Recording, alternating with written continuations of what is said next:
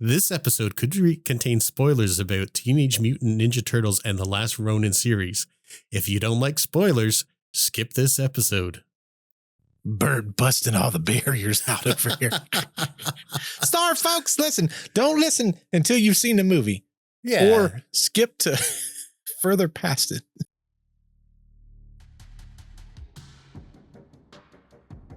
Deceptive reality, ho! Ho! My name is Nick, but I am my name is Nico of the Thundercats. And with me is... We need to call the Thundercats, Lionel. If I could be him, I would totally be him. Yeah? Yeah. Do you remember his name, Nick? I don't. It's been a long time. Scarf. Yeah. Jess and I was talking about this episode.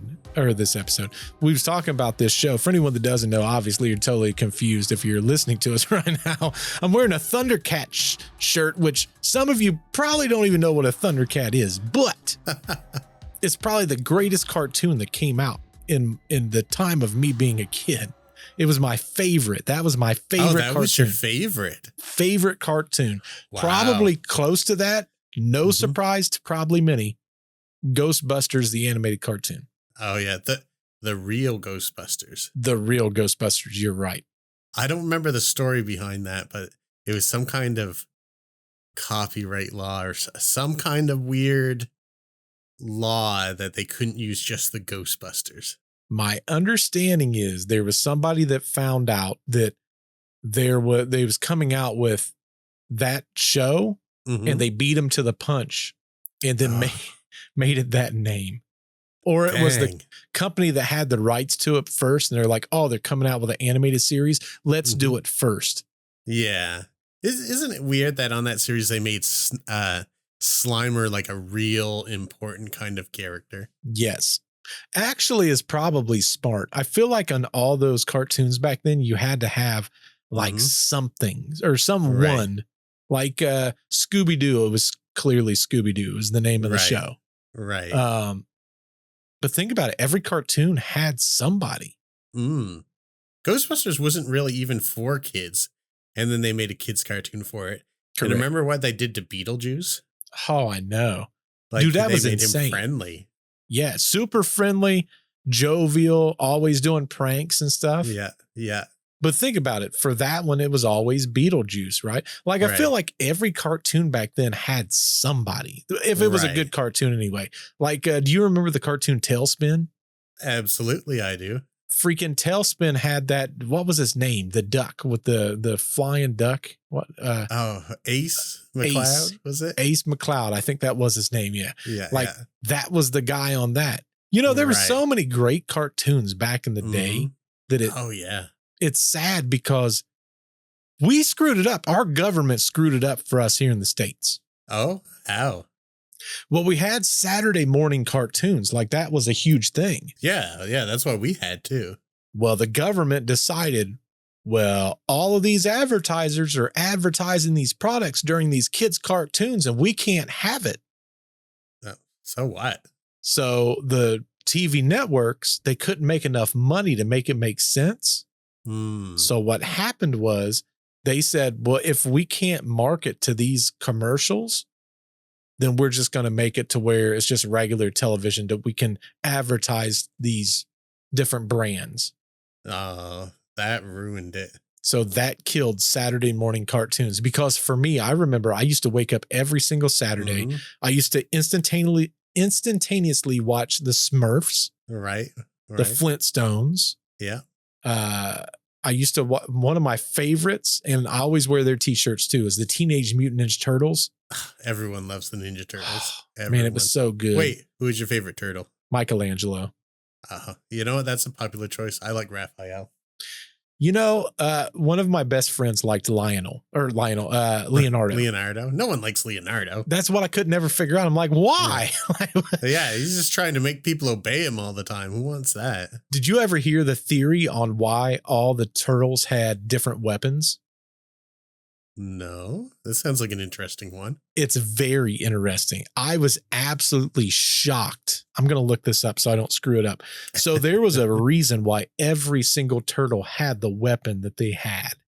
Oh, okay. Most of them are not lethal weapons. No. The only one who had a lethal weapon was one person, which was Leonardo by default. Leonardo. Yeah. I mean, everyone technically could use their weapons for different things, but apparently this is an entire backstory of the entire franchise. Like there's a reason why they all had the weapon that they had.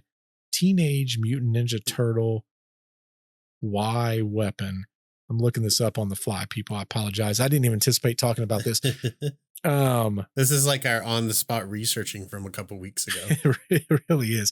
I've heard this story quite a bit. Is this a theory or is this an actual? My understanding is this is the legit reason why Splinter gave them these weapons. Now, I believe it was because it came out of the graphic novel, which is supposedly extremely gruesome. Yeah, I've heard that before. I've never seen any of the graphic novels. But here's what it says. I got to take my glasses off because the glasses are made for far distance, not close up. Raphael is the most hot-headed and violent of the turtles. Mm-hmm. He wields the sais, a traditional defensive weapon used for peacekeeping. That's smart. This rat is smart. This is to teach him patience and discipline. Wow. Michelangelo is the most scatterbrained and playful of the turtles. He wields the nunchucks, a weapon infamous for the complexity and ease of injury to the user. This is to teach him focus and not to take combat lightly. This is crazy deep.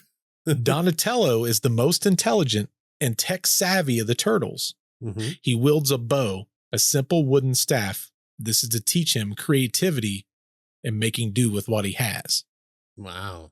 And the last one, Leonardo, is the ethical and heroic of all of the turtles. He wields the katanas, the only bladed weapon of the four and the most lethal by default. This is to teach him that ultimately, despite his ideas, he may be forced to take lives to protect people that must never fight battles needlessly. He must never fight battles needlessly. So each one of the turtles had a specific reason for their actual weapon. That is genius. It really is. I never would have thought so much backstory and thought was put into this. Yes. I wouldn't have either. Makes me appreciate him even more. Correct. That was what blew my mind. I saw that probably like a year ago, and I'm like, dude, now since I'm hearing it, it makes so much sense. Have you heard of their latest story arc? I think it's their latest. It's called The Last Ronin. I think there's even going to be a movie of it. Yes. Yeah, where, I mean, this isn't a spoiler. It's the whole premise of the thing. Yeah. 3 of the turtles are dead and only one's alive, and he's going to avenge their deaths. Okay. That's not what you had heard? No. Oh, okay. What did you hear? This is probably like a big spoiler because I feel like based on what you said, it is a big spoiler. Oh, okay. I heard none of the turtles lived. Oh, really? And I heard the 4th turtle unsubscribed from life.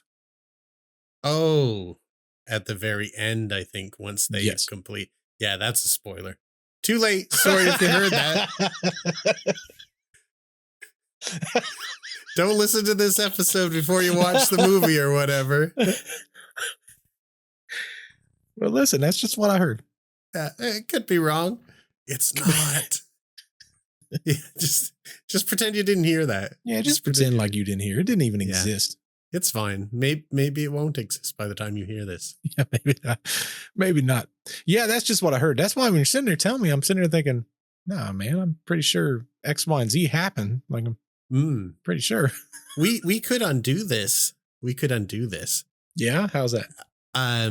There's another series that just came out again called Black Mirror. Have you seen any of that yet? I think so. I think I've seen like 2 episodes of it. I think the second episode deals with the Mandela Effect. Do you recall that at all? I don't think I saw that episode. Okay. Well, basically the premise of that is people remembering things differently and what causes that in their story. And I'm not going to give out spoilers for that because then we'll have to play that thing again. So that's the thing, man. There's too, and I don't like, I just know the animated series. Like I don't know the graphic novels or any of that stuff. Yeah. But I thought that came out like last year though. Did that not come out last year? Yeah, it's not super recent. I think they're going to do a movie of it and that's what's going to come out. Oh, I see. Okay, now I'm following. Yeah. So technically I gave a spoiler to something that came out last year. Yeah, so that's fair game. Yeah, I mean, that's a year out. I mean. Yeah, you had time. I'll still put the spoiler. Yeah. Yeah, still put that there just in case. Yeah. But I mean, the turtles from the graphic novel are not the turtles that we know from the TV show. No, not even close. They're quite different. I would say when I was growing up, there was definitely a love for Teenage Mutant Ninja Turtles, Ghostbusters, the real Ghostbusters, the animated series. What about Transformers? I could deal with or without. I didn't care so much about the Transformers. Oh, really? That's surprising. I was really into those. Interestingly enough, I was into Bill Nye the Science Guy. Oh, really? And more importantly than that, and no one ever knows this show ever, Beakman's World. I know that show. A lot of people, when I mention it, they have no clue who Beakman even is. I'm like, the freaking mouse made that show. From my era in Canada, I would say that more people know Beakman. See, everyone here knows Bill Nye. Really? Mm-hmm. He must have been Bill Nye, the American science guy. He must have been. Yeah, because Beakman's World was my bang zone. That little mouse, or I guess he's a big mouse, he used to go around and complain about everything. I'm like, that dude is funny. I have a vague memory of have you heard of someone called Dr. Zed? Dr. Zed. He was the guy that sort of popularized Magic Mud. For kids, you remember Magic Mud at all? Yep, I do remember that. Yeah, he popularized that. And those little octopus that you throw on the wall and they crawl down it. Crawl down, yeah. Dr. Zed was the guy who was making that stuff popular. You know what was probably the most dangerous thing we ever had as a toy growing up, What's Nick? that? I don't know if these were popular in Canada. They were super popular here in the States. This is a horrible memory. Can't believe I'm doing this. They were in these, it looked like paint containers, like little paint, those little things where you can push the paint out of them. They're like the I forget what kind of, like an acrylic paint they were into. Anyway, there was a straw and then you poke the end of it and you dipped it in like this rubber material. And then you would blow on it and it would make these bubbles. But I swear to goodness, I always had this weird rubber like taste in my mouth as a kid from those things. It was probably something that's like you would be considered super toxic right now. Oh, for sure. 100%. That's what I'm saying. Like that, like everyone complains nowadays. They're like, the kids can't play with the yard darts. Well, we played with them. They're illegal here now. Yeah, they're also illegal here. I can kind of see why. On that one. I don't know anyone who ever got hurt. Me neither. But nice, bright, sunny day, throwing those up in the air. Sometimes you lost track of them. I'm going to look that up. Toy that made bubbles. I'm going to put toxic and just see why. And just see what happens. Get Britney Spears links toxic. Exactly. Probably will. Some old bubble toys like super elastic bubble plastic contains chemical of acetone and ethyl acetate that could produce noxious fumes when blown into, posing a safety risk when inhaled. Yeah, so these were probably not. So this wasn't just regular bubbles. No, this was like a little thin straw I found a picture of one. This is kind I'm lost right now. I bet you guys didn't even have it because they're like, this is probably gonna kill our kids. Like, I'm assuming in Canada land, this probably was not a more normal thing. Let me see if I can put this in here. I learned something that's illegal where you guys are that I wouldn't have expected. What's that? Kinder Surprise eggs. Oh, I have no clue what that is. It's a little chocolate egg and it's got a toy inside a capsule in it. Oh, our dumbass kids will probably eat them. That's what happened. Yeah, that sounds about right, Nick. Our kids are that, yeah. They're special like that. It probably just happened once and someone like blew it way out of proportion. And probably. I put the picture of that stuff on Discord. I'm curious if you ever saw anything like that before. Nope, not ever. So in fact, that looks really weird to me. It's like a rubber goo is the best way I could place it. And you would wad it up into a ball and then you would shove the straw into it. And then when you would blow on it, it would stick, which probably indicator number one, probably toxic. It would stick to the straw. And then as you would blow on it, it would expand out like a bubble. Oh. But it would like stick to everything. So he's only really allowed to do it outside. Yeah. No, I could safely say I never heard of that. The worst part is when you would blow out and it would grow. Of course, you got to breathe in to then blow again. Well, when you would open your mouth to get air, it would go and it put all that toxic fume right into your mouth. Oh, that is not good. Yeah, it was not be good. It was probably, yeah. I probably knocked a couple years off using that. It's my parents' fault. You guys let me buy it. There's another thing that was outlawed here, and I think it might have been there too. These things that snap into a base, and then you pull a thing on it, and it spins around so fast that the thing flies off. Apparently, it was poking kids' eyes out and stuff. I don't know what that would be. They sort of re-released it not long ago, and it was like fairies. Where a fairy stood in this base and you pull a thing and it spun around. Oh, and it spun up? Yeah. A lot of times he's going into fires and stuff. Yes. I remember seeing that video. I thought that was funny. It was. That might make me cruel. But the kids was like, no, not fairy. They're like, it was literally like the first time they ever flew it. I know. It's like for Christmas. We shouldn't be laughing about that, I suppose. But that was evil. That was evil, Nick. Stop doing that. Terrible. I'm sorry. Stop laughing about that. It's kind of like with us. We had this toy I used to play with all the time. I actually hurt myself a few times with it. That's probably the first indicator. Yeah. Did you guys have clackers? Oh yeah. Ours was on like ropes and they were those hard balls. And you would, spin them up and down and they would clack, clack, clack, clack, clack. Well, apparently those balls occasionally would break. Oh, I never knew that. Yeah, apparently, depending on who made them, they would break and it could put kids' eyes out. Oh, wow. Yeah. Crazy. A toy that we had that's probably very on brand with the stuff we talk about is everyone I knew had a Ouija board. Yeah, a lot of people did have them. Yeah. I wasn't allowed to be near them. Right. Well, that's probably good because that, like most people consider that like the devil's doorway or something like that. But Hasbro put those out. They were put out before then. Oh yeah, for sure. But they are responsible for spreading most of them. Yeah, they're the ones that really turned them into a product. Yeah. So you never got to play with those when you were a kid at all, huh? No.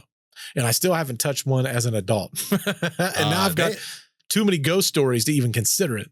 I know. They were scary things though, man, because you'd get a bunch of people doing it on a stormy evening or something like that. Oh, yeah. And I'm sure there was always like one person pushing it around, although no one would ever admit to it. And it would get real spooky. Which reminds me, my podcast is coming out next week. I covered a story I'd never heard of. Oh, really? And I'm curious if you've ever heard of this. Okay. It was super popular on Twitter. And it was called the Dear David Haunting. No, I don't think so. Give me a little reference for it. So this guy, he was a BuzzFeed cartoonist and editor and story writer. Okay. Out of nowhere, he said he had this dream, which went into sleep paralysis. Mm-hmm. Oh, boy. And it was of this little boy with a dented head that came to him. The intro to my episode, I'm already working on it. It is scary as all get out. Like this one for me is pretty good work for the intro. But the way it works, the little boy gets off of this rocking chair and walks up to his bed and says, I'll let you ask me 3 questions. Or I'm sorry, 2 questions. And if you ask me a third one, you will die. Ooh. And the guy said, without even thinking, he asked the first question. He said, what happened to your head? And the kid says, an accident. And he goes, well, what was the accident? And he said, a shelf fell onto my head. And he said, was it caused by somebody else? And the boy said, that's the third question. And then he woke up and then he became haunted. Oh, really? Like someone was trying to kill him after that or something. He supposedly during Twitter back in, I think it was 2017, 2018, he had this entire haunting and he was posting photos and videos. And there was this big, huge conspiracy behind it all because he said this dude's a BuzzFeed story writer. He's a cartoonist.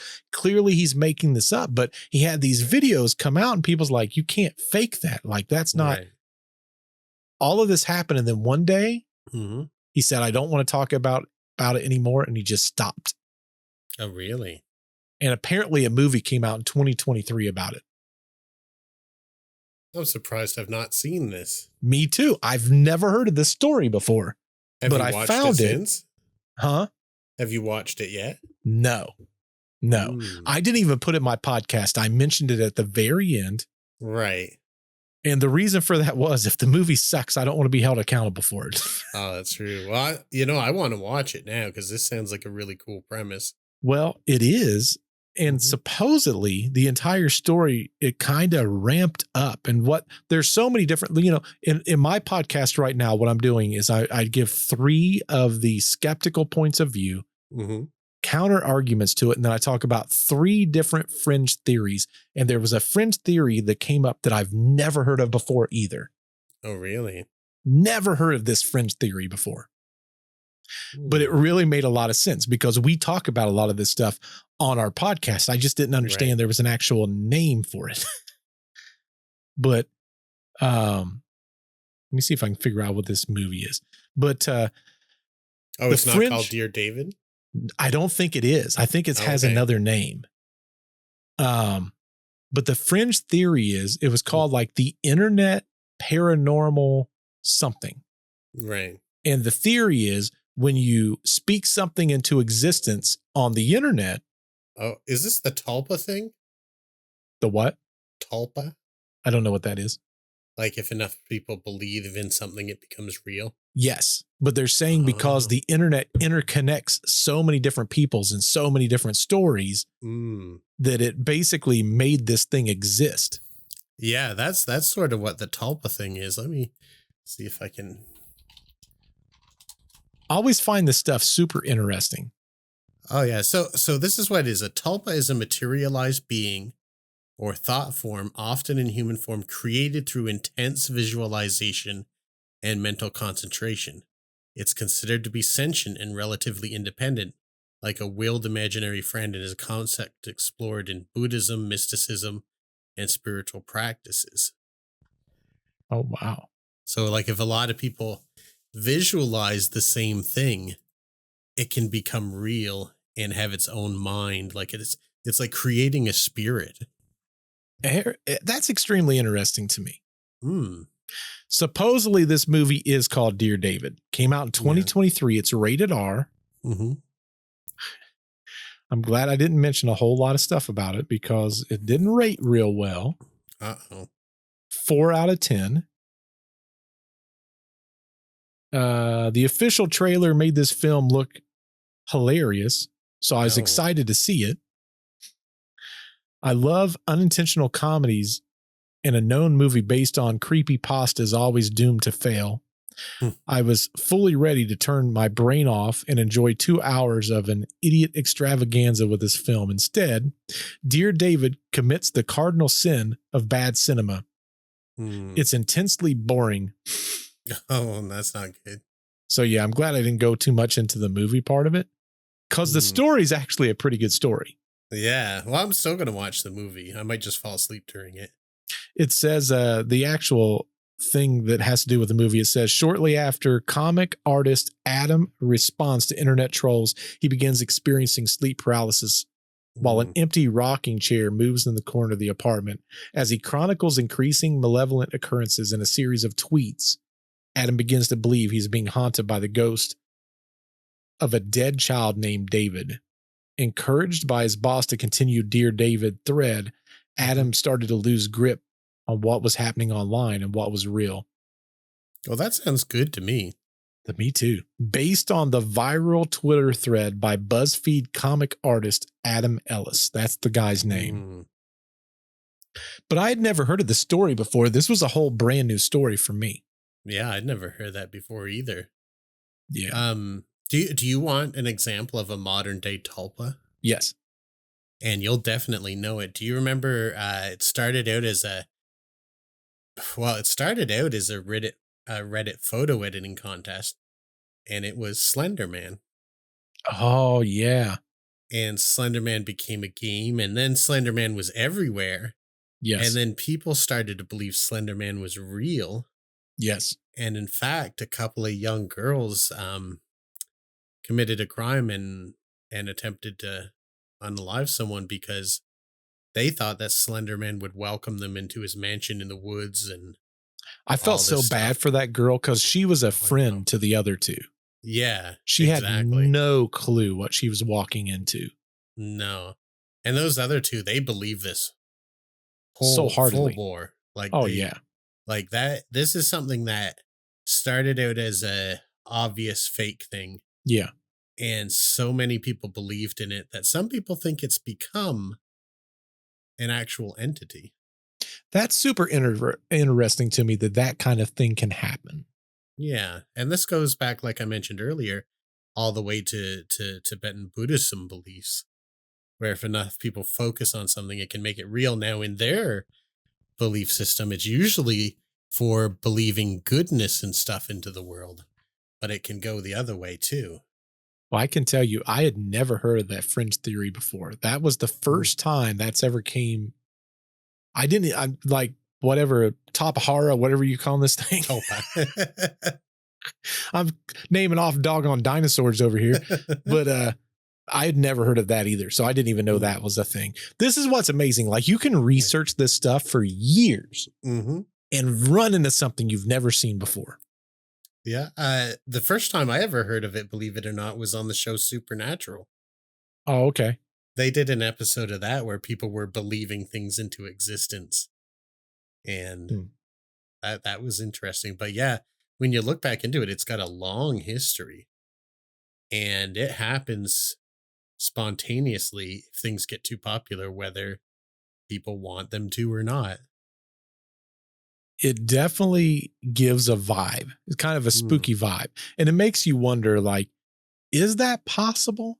You know, could that be something that could potentially happen?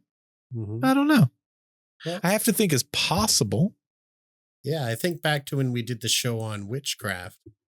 So many people started believing in it, and then more stuff started happening. Now, that could have been the ergot poisoning, or it could be that belief was causing things to manifest, you know? You know, it also makes me wonder if, because we're always, or I say we, I brought you into this, Nick. I'm sorry. It's technically Bert. Okay. Oh, okay. I'll join you. It's okay. When we talk about simulation theory, I sometimes wonder if, like, AI, right? Like for us right now, we live in a AI generated world, IRL, right? Like, we're creating things with AI at this point. And we technically make these things exist because AI created it, and we're bringing these prototypes and concepts into real life. Right. That is true. And even before that, Mhm. People used to grow up watching Star Trek, Yes, and they believed that the technology could exist, so they created it. They correct. brought it into existence. Exactly. It really makes you wonder, like, how much of this could potentially, and I always like going back to simulation theories, like my Hmm. favorite thing to talk It's about. pretty interesting and probably true. I mean, listen, the odds are, shoot, I got a story on this actually, Nick, kinda not, but kinda. I forgot I had the story till we sitting here. So I got to be careful how I'm going to word this because there's some words that will probably get flagged. So I'm probably going to stumble through this a little bit, folks. Don't hold it against me. But I noticed an episode of a podcast a few weeks back, and this podcast was long. We're talking like 2.5 hours. Like, it was super long, but there was something that I noticed in the description. Have you ever looked at a podcast? You read the description first? Sometimes, but not very frequently. So a lot of times what I like to do is I like to look in those descriptions and see if I find something interesting, especially like if it's a long podcast. Do you subscribe to YouTube Premium by chance, Nick? No, I don't. So YouTube Premium has this really cool thing. And you can't do it with every single episode, Right. but I can start a video and I can click summarize, Mm-hmm. and it gives me an entire print off of what the entire video is. Oh, that's pretty handy. Yeah, it's kind of like their AI tool. Well, they had brought up something within this 2.5 hour podcast, and I'm like, I've got to find this in the podcast. So the other cool thing about that summarization tool is I can go in and I can say, where is this at in the video? And it gives me a timestamp. Bing, here's where you go. So it was on, and I think I'm safe saying these words. If not, I might bleep them out later. I'll have to look this up. But it was in the discussion of DMT. Okay. Now, do you know what DMT is, Nick? That's like the God particle or whatever. Yeah. Kinda, yeah. It's the drug, Right. as we like to put it, psychedelics, folks, heavy psychedelics. Mm-hmm. But in this conversation, they was talking about people that would trip on DMT. Okay. And how they started playing with these diffraction lasers. And what was very interesting in all this was that people started noticing that there was the same geometric code that they were seeing when they were tripping on DMT and using these diffraction lasers. These guys were tripping on DMT and playing with lasers. Yes, diffraction lasers. Yep. Okay. This is an unusual circumstance. Yeah. So what happened is, in which this is a huge phenomenon now. So what happened was one guy was messing with the laser, tripping on DMT, and he goes, dude, I see these geometric codes like it's crazy. Someone else starts tripping on DMT, plays with the laser, and now all of a sudden they see the geometric code. Now, what's interesting is it's the same geometric code, the same exact one. We're not talking really like weird. Exactly. It's super weird. So what they're starting to think is it might actually be some kind of readable layer of our own reality. Like our own matrix code. Kind of, yes. Now, it made me think of a few different things. So this is where I was going to originally when I was talking about simulation, right? Right. If we were in a simulation, there would be code. Right. Because we're just in a big old computer. That's the easiest way to look at it. But what's interesting is, here's the kicker. When they were because at this point, they're like, let's experiment with other people too. Right. When they experimented with non-DMT methods to try to access the same exact code, like using specific camera sensors or laser setups or even magnetic fields. Right. The implication is this code, it was always there. Oh, really? It was always there. So what does it look like? Like, how does this work? Well, they described it a few different ways, but they always go back to a geometric code. I think there was a picture and I saw what they said they saw. Right. But I'm like, I don't know for sure. So I'm not going to bring the picture to it. Mm. But it was interesting because whenever they would do all these different things, they were coming back to the same exact thing. Now, either everyone is tripping out and experiencing the same exact psychedelic, whatever you want to call this, or they're opening up a gateway to whatever this is. Now, it makes me think, because we've talked about these few things a few different times. We talk about, like, let's open up Pandora's box, right? Like, let's talk about the Montauk Project. They're opening something up to go this other thing. Remote viewing. They're opening up this thing to go to these places. Follow me. What if in DMT, in like a state of inebriation, they're opening up something that allows them to go into whatever this coding is? I fully believe that. The more I watched on this, because what's interesting is, and I thought this was super fascinating, supposedly you have to be there using the laser. So if somebody created a video of them doing a laser and someone's tripping on DMT, it doesn't work. Okay. But it's almost like there's this game, I think it's called I Spy, where you move this thing around the page, and because the way the game is set up, you can see certain objects. Right. That's kind of the way they're explaining this is. Okay. So number one, you got to be there in person. You got to be on DMT. Yes. And you said the other tests that they did without the DMT, without experiencing it, you can't detect it, right? Correct. Now,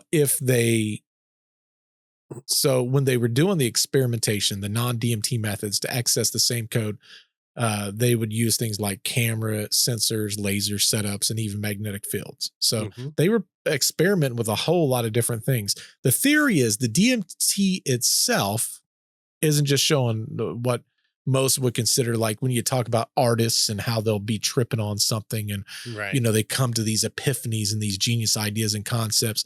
They're not necessarily saying it's something like that. It's not like a dream state that you're going into, but it's peeling back that layer. You know, we always talk about these layers.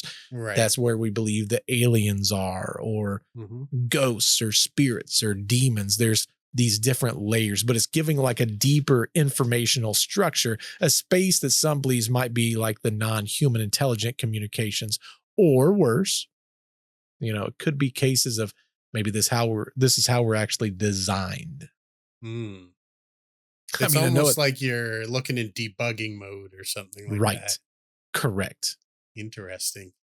It was super interesting because when I saw this in the description, I'm like, I have to know what this is. There's things that are interesting and affect us in different ways with a lot of this hallucinogenic drugs and stuff like that. Have you ever heard of Salvia divinorum? No. They just call it salvia usually. It's what is used in different native tribes for like vision quests and stuff like that. Like in Canada anyway. I don't know about in the US because they've got like peyote and stuff like that. Real strong stuff there. But this, the interesting thing about that is you can take salvia and you can go on like a little journey, and it will stop suddenly because it doesn't last very long. And the next time you take it, you pick right up where you left off. Oh, wow. It's the same journey. And I've experienced that myself once before, and it was the weirdest thing. But you feel like at least that you can discover things beyond your senses that are both true and shouldn't be possible for you to know. Like what's going on in different places and that kind of thing. It's real unique. That's super fascinating. It kind of makes me wonder, like, what is it that we're really tapping into? And what is it that we think we know? Right? Like we talk about all the time. Science says this is what this is. This is how this works. This is the structure. All this other stuff is just hippie stuff. you know. But then, like a prime example, like this study and similar, kind of like what you're talking about there. Yeah. Now there's even scientists and engineers and former military folks that's like, we kind of have to dig into this a little bit more. They're calling it the end of spiritual childhood is what they're calling it. That and makes sense. Kind of buying into which first for science, but they kind of, it's like they want to pull back that curtain. Right. And especially the government, right? Like how many times do we talk about the government with remote viewing and all this different stuff? It's like, they're usually the first ones because they're like, well, it's fringe, but let's dip our toes into this a little bit. Yeah. I think you could definitely do remote viewing with salvia, but I don't know if you can control it. I think you go where you're going to go. There was a interesting podcast that I saw this morning. I think I was getting ready for work this morning. Right. And I, for whatever reason, I woke up super early. I went to bed super late and then I woke up super early. And there's some things that even I watch, folks, and I go, all right, that sounds little bit crazy. Okay. Yeah. Like, I don't believe everything we talk about. Yeah, I can't believe everything you hear. This one I'm like, I don't know, man. I really wanted to include it as a story. And I'm like, this is even too far fetched for me. But it was a female remote viewer that said that someone asked her if she had been to the Antarctic. And she said, yeah, that's where I ran into the things. The things? That's what she said. Okay. And she said, as she started getting closer to him, there's another remote viewer that was like there patrolling the area and kicked her out of the area. She said it was like a force field. It was, and she was like pushed a guard away. On the now, area. I was following her all the way until she's like, and then I had to put my invisibility cloak on. And I go, okay. I'm like, all right, now you lost me. Okay, hold on. Yep. Here we are. Okay, Harry Potter. So she said, and that's what she said. She said, it's kind of like the Harry Potter invisibility cloak. You have to summon this and you don't have it for very long. And I'm like, all right, this is dipping. And she's like, so with the invisibility cloak, I went back. And when I was able to go back, I noticed these remote viewers, they have these long cords and these long cords go what I can only assume is back to their body. And I'm sitting there thinking, okay, we're mixing Harry Potter and the Matrix together. Yeah. But I'm like, man, like what if she would not have went that far, the whole Bert might have been bought in on that one. And then I pulled out my wand and I did a Patronus and I got a wand right over there, Nick. Scared Voldemort away. I got a real wand over there, Nick. Oh yeah, from the Wizarding World of Harry Potter? No, I bought this. Someone makes wands, Nick, and I bought one. I really wanted it. What do you do with it? Not much currently, but as soon as I figure out some spells, I'm rattling some off. But it's solid wood, like it's nice. Okay. It's got a nice wand box. Could you hit someone with it? I mean, it would probably hurt if you did. It's wood. Like it's solid wood. I'll show it to you after the podcast. Oh, okay. I think it's super interesting. But I don't know. I saw that story and I'm like, that's an interesting story because we've talked about people that's on that, whatever that trip stuff is. The stuff that's maybe it is DMT. I don't know. But they go to these like camps and a lot of times you can't find them in the United States. Like you have to go somewhere. I forget where they take them, but there's typically these shamans and these shamans will walk them through. And when I listen to it, I go, man, that's kind of crazy because they're like, first you drink this substance and then you vomit for the next X amount of time. I'm like, well, you lost me at that one, folks. I hate throwing up. Me too. It's like my least favorite thing to do, but they're like, and then you feel good. And then you go to this other place. But the interesting thing about the shaman one is there was a story. I can't remember where I heard this story, but there was multiple people that was tripping out in different parts on this DMT thing. Right. And in their subconscious, they were talking to themselves and to other people that wasn't there. Oh, interesting. Now, what made it so interesting is when they came back and they were enlightened, they all talked about the people that they all saw in their own interactions outside their bodies. And it was all the same people? Same people. And they remembered the conversations that the other people was having. Mm. And they were in different parts. Like there's no way they would have heard each other. Did they know these people, or they're just like random other people? Whole bunch of rich people that pay and go to these places to experience this trip. Sorry to go back to the wizardess there. Yep. But what was the thing that she was trying to get to at the Antarctic? She didn't know. She said she was trying to figure it out. She had went there and she said that, and this is where I'm like, man, I'm really bought in. Like I was getting into this story and she's like, but they had these remote viewers that was then stopping people. I'm like, that sounds like something the government would do. Like I was all bought in. I'm like, this is a real story. And she goes, and then he pushed me away. I'm like, oh, this is getting good.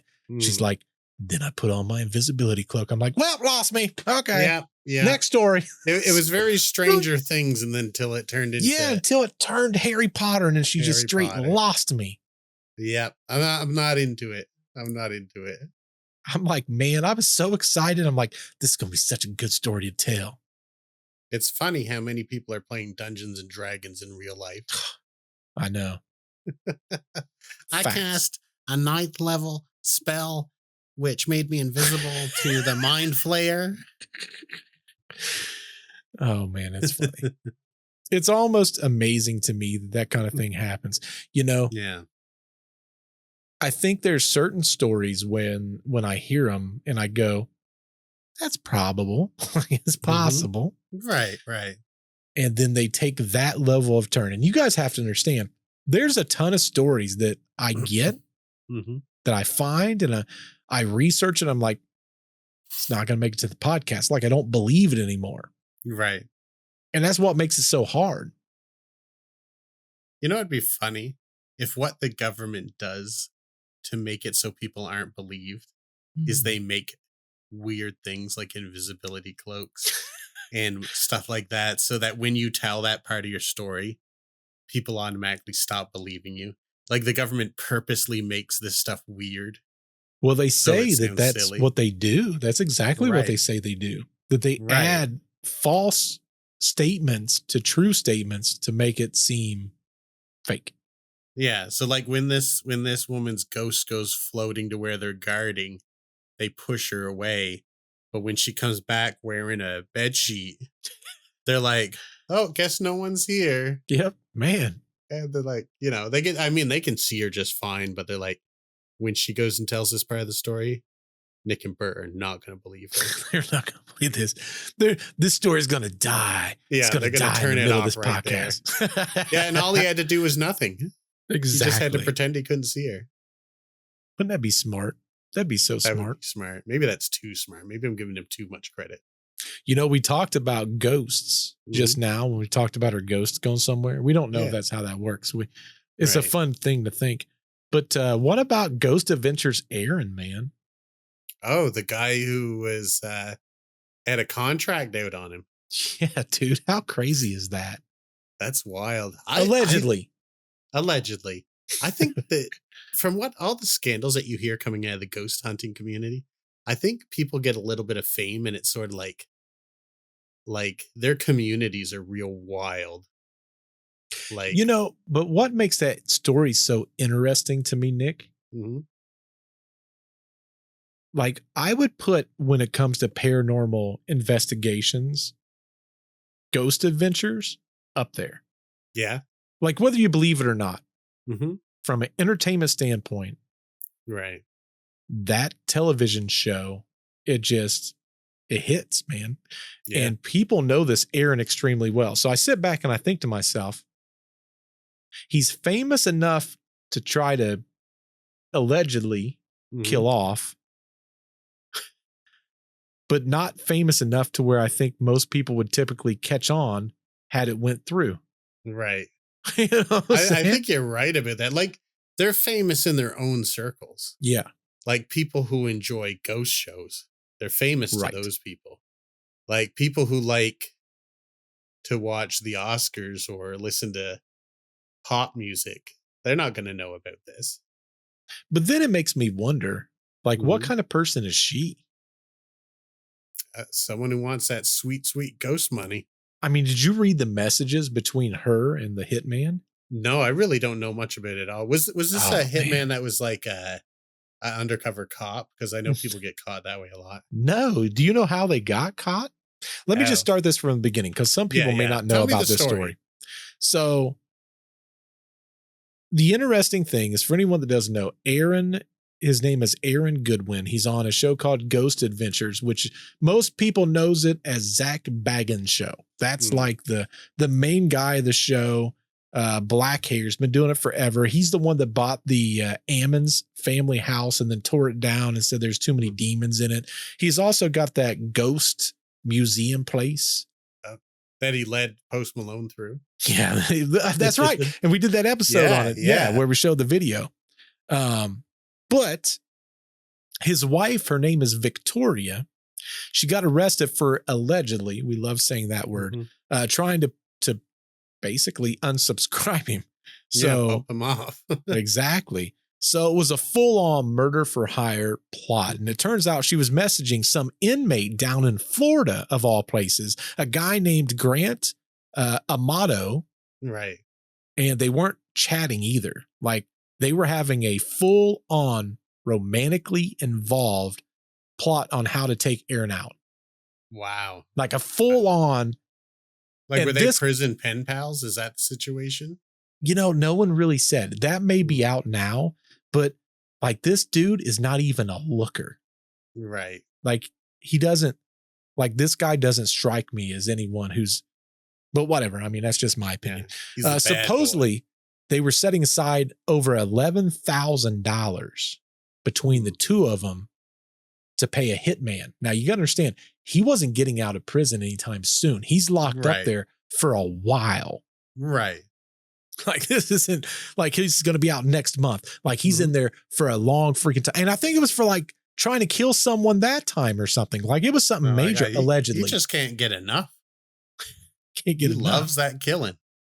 But they were even trading details about the location of the car. And one of the creepiest messages that she sent him, she said, "I choose to end his existence, not divorce."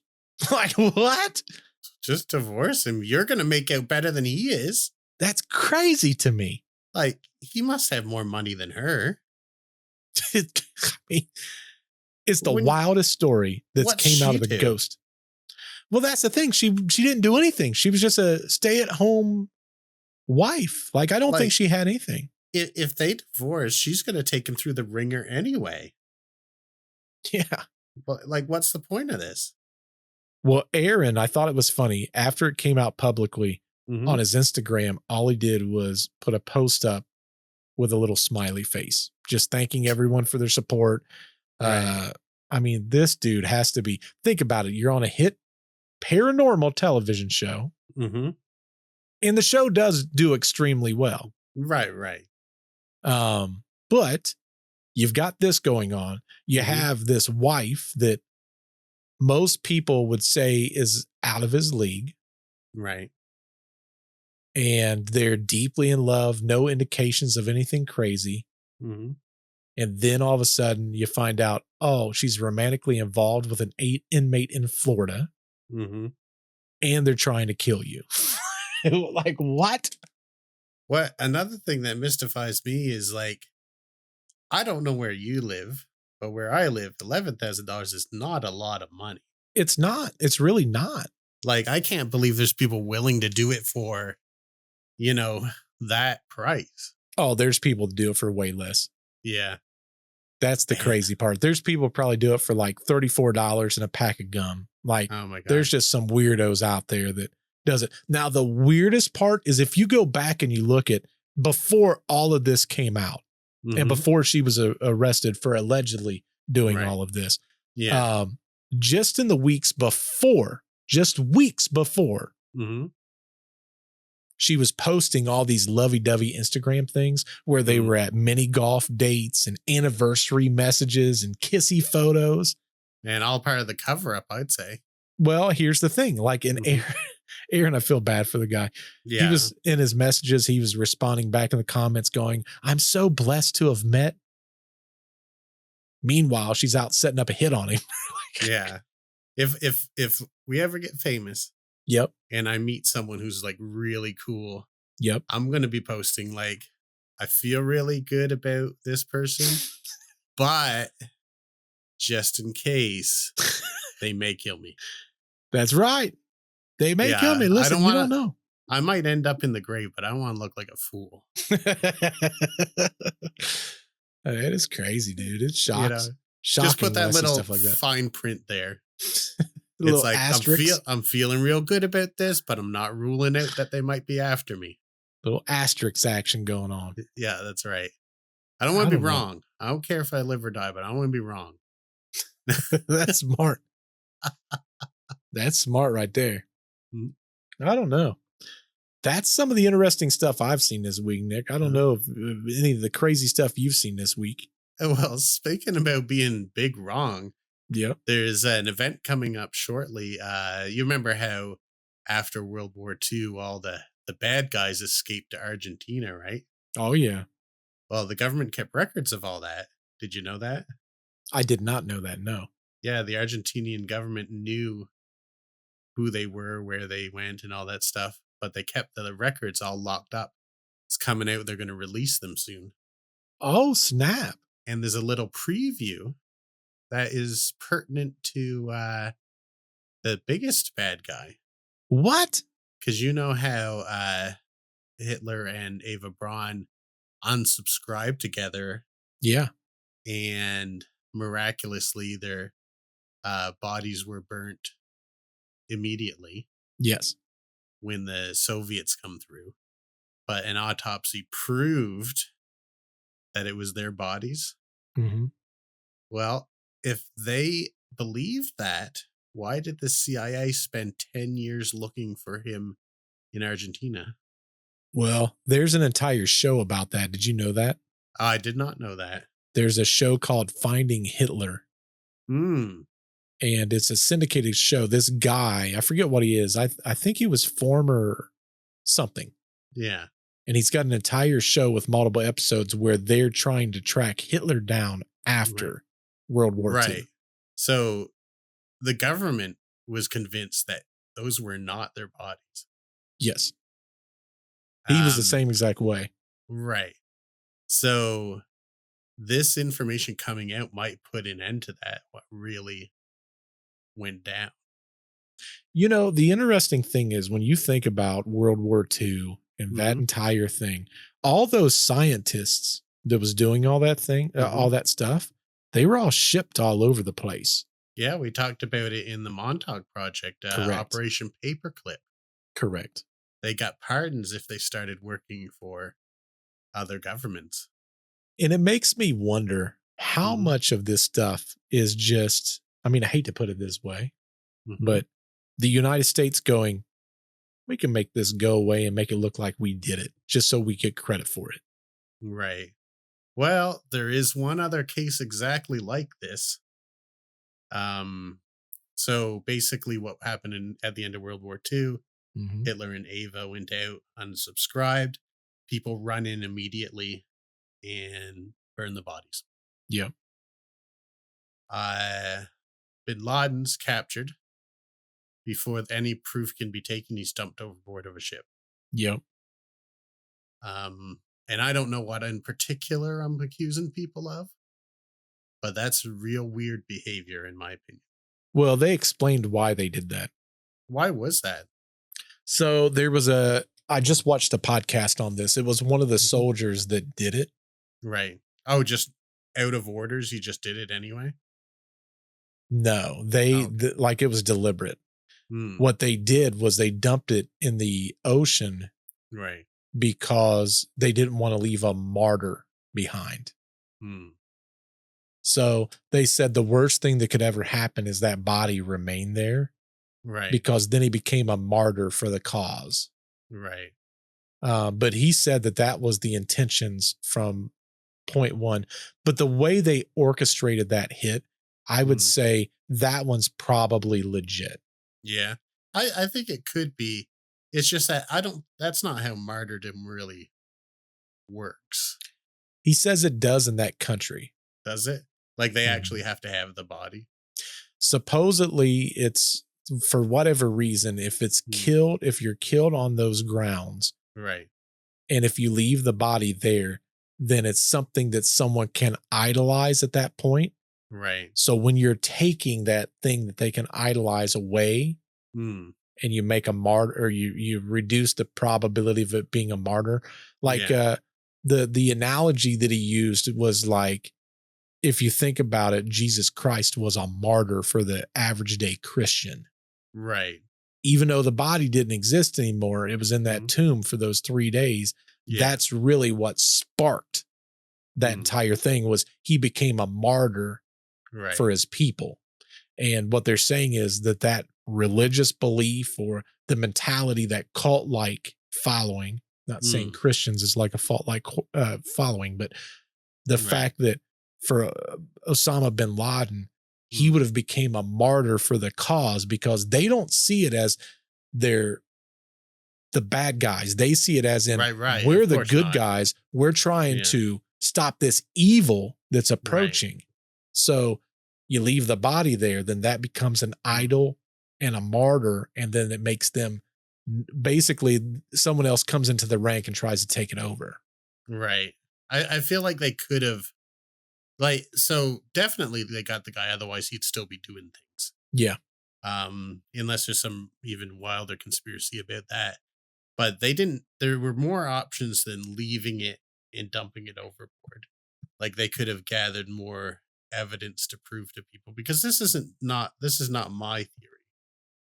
Like a lot of people have said this is very suspicious the way it was handled. And I think there were a lot of ways they could have accomplished their goal, but not have made people so suspicious. Oh, they're definitely not suspicious there, because they killed his son too. They killed his Yeah. son. They killed him.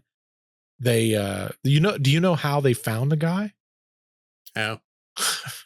Some woman let it out of the bag. Oh, oh, good on her, I guess. Yeah, she was just because the soldiers was going in, and she goes, "Yeah, he's over there." They're Mm. like, "What?" Oh, Okay, good. yeah, that's how I all that guess came to be. I guess she didn't like him either.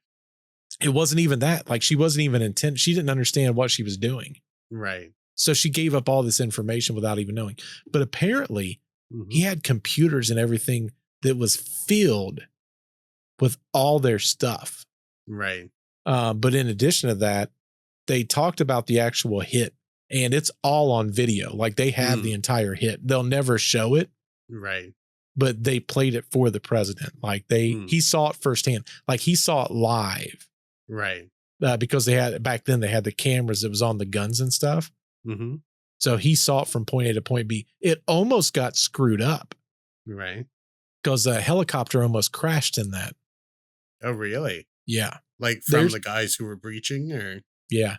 There's an entire, like a crazy story that happens around that entire event. Mm. Now, it could all be fake, or it could all be a Mandela effect. It could Like, be we don't any of know these anymore. things. It's hard to say. Like, there's always people are going to have conspiracy theories about different things. Yeah.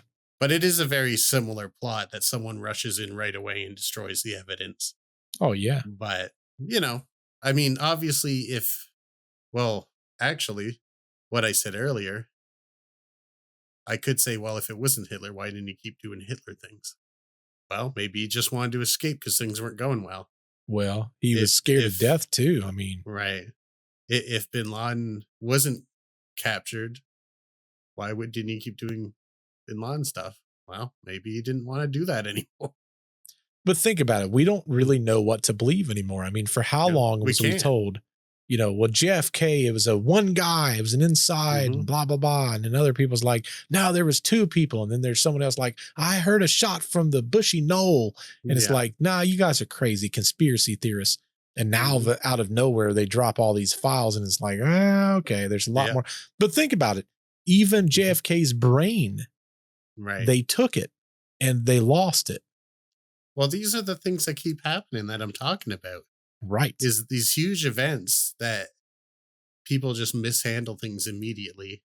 Correct. And after a while, you're kind of like, is this intentional? Is this like, you know? From day one of seeing that JFK video, Hmm. I said, there's no way Right. that one person can pull off that shot. And they always call it the miracle bullet. And it's Right. like, I just don't believe it. How does the head go forward or backwards, forwards, and then backwards? Like Right. bullets, they do the same thing, no matter where they come from. Yeah. If they're shot from the same location, whatever it impacts is going to do the same motion. Because I think the first time he grabs himself, and then the next shot he goes down. Right. Like that doesn't make sense. I mean, there's physics behind it, and But if you believe that for a long time, you was a conspiracy theorist. Oh yeah. Well, I mean, there's all kinds of that kind of stuff going on. Like, well, here's the thing. There's an old saying that I like. Even a broken clock is right twice a day. That's true. So there's people who believe in 365 conspiracy theories, and maybe once a year they're right. That's true. And they're going to talk about that. Oh yeah. They're not going to talk about all the times they were wrong. No, of course not. That's crazy talk. Can't do that. Right. Like if we look at the flat earthers. Yep. They were like, if we can raise enough money, I think it was like $36,000 to buy this piece of equipment, it will definitively prove us right. Yep. And the people who are saying the earth is round is like, no, it's going to show you this result. Yep. And they're like, we don't believe it. So they get this device. And what does it show? It shows what the round earth people were telling. Said the entire time. But then they said that there's a reason. Right. And then they tested that reason. Right. And it wasn't that. And they're still doing this. Yes. There'll always be another thing. There's always another thing. It's like arguing with a child. It's true. Because they'll be like, yeah, maybe that wasn't right, but it's because of this. But it's because of this. Right. Like it's hard for people to accept new truth sometimes. It's hard because I think that we automatically want to believe that things are fake. But I mean, think about it from the childhood. We're sold on a lot of bills to sell that later on we go, well, maybe that's not true. Right. We're not going to spoil anything. Yeah. But, yeah. And then as you grow up, you start getting a little bit more leery of things. But sometimes you go too far, and I think that's what those people are into. For sure. Like, it's okay to be skeptical. Oh, if for sure. You won't accept any kind of evidence against your point of view. That's not good. Like, I could believe something, and if you come to me on a podcast episode and you give me new information I've never seen before, it's my duty to reevaluate, Correct. And that's half the fun of doing these podcasts is we talk about a series of different things that for some may sound a little outlandish, but for others, maybe there's some probability in that. And then it opens up communication for us to kind of say, well, what's your thoughts? What's your theories? What do you think? And a prime example of that, we did have a comment this week, Nick. I did want to talk about that. Yeah. You mentioned that. We've got I think a newer subscriber. I don't think they've been around a super long time. They started communicating all the way back on the Sudbrink files, which we did a while back. A fun one. If you haven't heard that, go listen to that one. Gotta listen to that one. It's a 2-parter. But it's someone by the name of I Love My Boyfriend 5425. Well, that's always good to hear. And they're a new subscriber as of 4 days ago. Now, this video is going to be for you guys coming out in 4 or 5 days. Let me see. It's Monday. So it's going to be coming out in 4 more days. Yeah, so they've been a subscriber about a week. About a week. Okay. Yep. Yeah. She said, here in 2025 in Arkansas, we're all good. Laugh out loud. New sub here. So she started bringing up some stuff. She brought us some stuff that I didn't know. Oh, okay. She had mentioned, because on our last episode or the episode before last was the Bigfoot 911 call, the Oak Island secrets, and the CIA's Ark of the Covenant, boys. Yes, yes. She had mentioned in that, of course, we was talking about a series of different things, one of them being movies. She said, you need to see a new movie called Death of a Unicorn. Have you seen that movie, Nick? No, but I am super into that. I want to see it real bad. I have no clue what that movie is. So Paul Rudd, Jenna Ortega, driving down the road, hit a unicorn and take its body home, and it goes on from there. And it's a horror movie. Oh, wow. Okay. Well, yeah, I'm super pumped to see that. Well, apparently she's seen it already, or maybe she hasn't seen it. I can't remember if she said one or what. Yeah, what'd she say? I said, I'll have to ask Nick if he's seen it. As for me, no clue on this one. Okay. And she said it's new. So she didn't say whether she's seen it or not, but she definitely made reference to it. Well, I'd sure like to hear your review on it before I see it.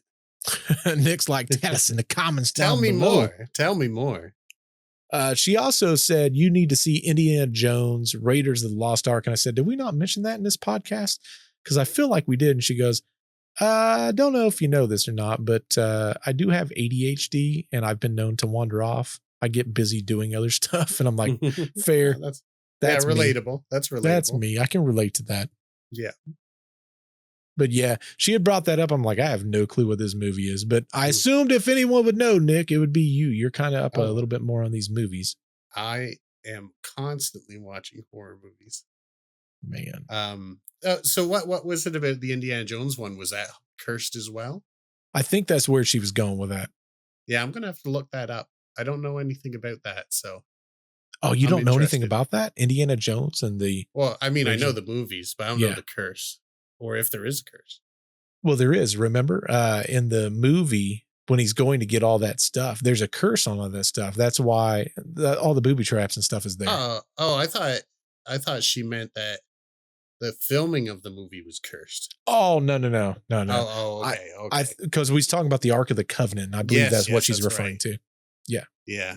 Well, I mean, that remote viewer said that people who try to open it weren't supposed to. It defends itself. Correct. So, yeah, it was a lot like that. It's kind of interesting when you hear those different perspectives. And this is the kind of communication that we keep talking about. And this is why we started that Discord page. For those of you that don't know, and I think I don't know if you put it in the description down below for the listeners on the audio or not, but on our YouTube channel, I am putting the description. You can actually join our Discord where we're going to have a series of these conversations, and you can even have a little bit of behind the scenes stuff. I'm going to start adding that kind of stuff there, but that's where some of these comments and conversations can go to, where like-minded people like yourselves can go and have a conversation, kind of build onto that community as we continue to build. Seems like we're building pretty well on audio. YouTube still kind of has us in a jail. So for those of you that also watch on the YouTube machine, double check. Every single Friday, we put a brand new episode out. Even if YouTube doesn't tell you we do. So definitely go there and check it out every single Friday. Yeah, and 3 years running, we've not missed it. We've not.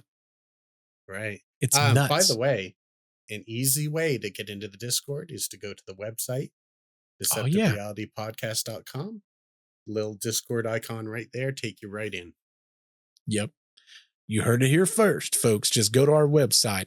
And I think that's in my descriptions on YouTube too. So if you're watching the YouTube channel, you click in the description, you can go to our website. We also provide avenues to where you can tell your story there. It kind of gives a plethora of different things you can do. Yeah. And it's more pleasant to look like now. We updated it a little bit. New Colors logos and stuff.